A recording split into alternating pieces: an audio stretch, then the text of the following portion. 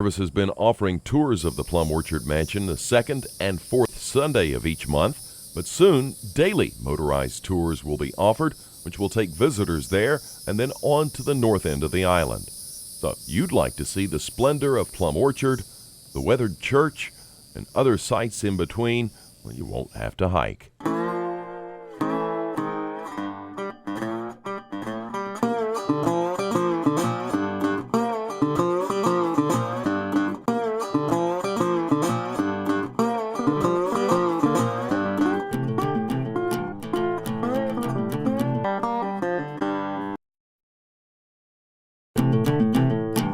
Welcome back to this special hour-long edition of Todd Wilson's Georgia Journal and our extended trip to Cumberland Island National Seashore. Our tour of the Plum Orchard, of course, is now being conducted for everyone by the National Park Service on a daily basis for just a modest fee. So should you desire, you can see the splendor of the 22,000 square foot estate with your own eyes. Beyond the sights we've shown you like Plum, Dungeness, and the First African Baptist Church, the wilderness areas and wide, pristine beach are equally as awe-inspiring. We're fortunate to have this example of what America's coastline once looked like in many places. And were it not for the efforts of the Carnegie heirs to prevent a mining operation in the 1950s and developers pushing in the 1960s, the island today would appear much different. The descendants and their legal counsel, the Carnegie Mellon Foundation, and state and federal politicians all helped to preserve this retreat for all the people. Now, over 100 years after President Theodore Roosevelt signed the Antiquities Act and set aside the first of our nation's national parks, we can see what he meant when he said, quote, "There are no words that can tell the hidden spirit of the wilderness, that can reveal its mystery, its melancholy, and its charm. It remains evident every day and throughout every season on Cumberland Island." So whether you choose to visit mansions of old, the resting place of heroes of the American Revolution, to hike the twisting miles of trails where so many creatures roam wild, or simply just to take time to lay by or stroll along the miles of shoreline, you'll treasure your experience on Cumberland Island.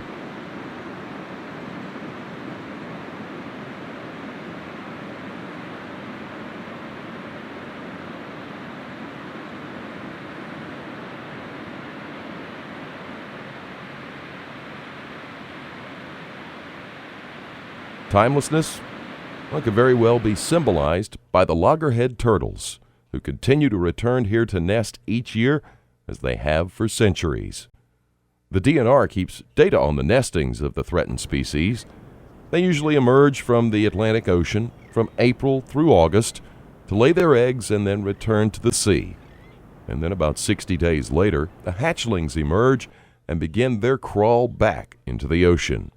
When mature, the surviving loggerheads will return to this very same beach, and the process will repeat again and again. Last year, almost 92,000 people visited Cumberland Island National Seashore. Ferry services are operated by the National Park Service. It runs year-round, and they do have reduced schedule during off months. Campsites are spread across the island, from Sea Camp on the south end, which features showers and potable water. Showers and bathrooms are available now at the Stafford Campground. However, there and at all the other campsites at Hickory Hill, Brick Hill Bluff, and Yankee Paradise, the water there is not potable and has to be boiled or purified before consuming. Beyond the history, the opulent and modest structures, there's always plenty of opportunities for nature watching. The loggerhead turtles still return to nest there, as they have for thousands of years. Wild horses, turkey, and deer roam freely, and with every season, hundreds of bird species thrive. Although there have been human inhabitants on Cumberland for over 3,000 years, the island has reclaimed much of its wild character. The main reason it remains so is because of the love and care of the island by its previous owners. Now, were it not for the efforts of the Carnegie family and their descendants, the island could well be another Hilton Head or other coastal resort community.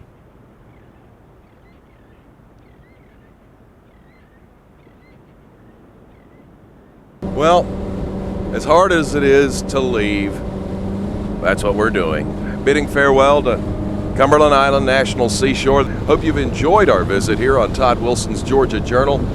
And we urge you to get out and enjoy places just like this.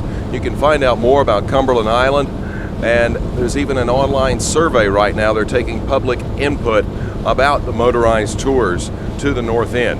And also they're taking a survey in regards to some of the properties that the National Park Service is coming into here on the island. They want to know what they can do with it.